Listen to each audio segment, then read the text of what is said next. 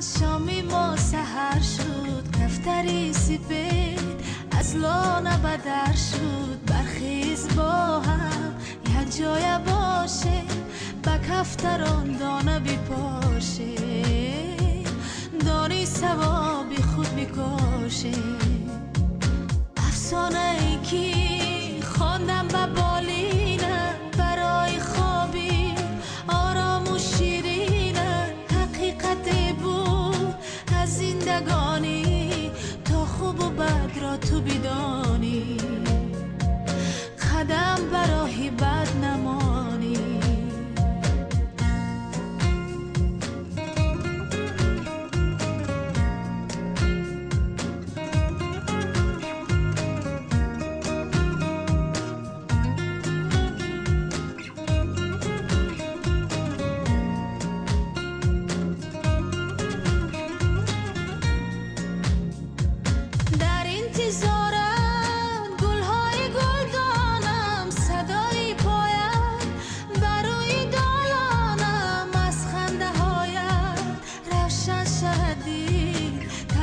توی چراغ منزل، تنها توی درمان این دل.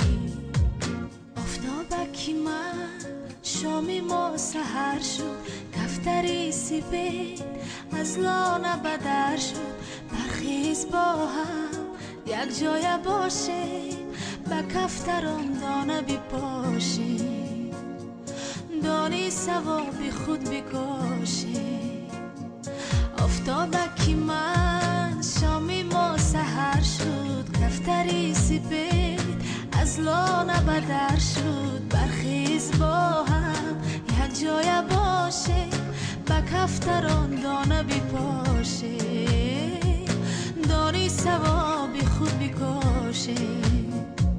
در انتظارم گلهای گلدانم، صدای پایم بروی دالانم. از خنده هایم روشن شود دل، تنها توی چراغ منزل، تنها توی درمان این دل، تنها توی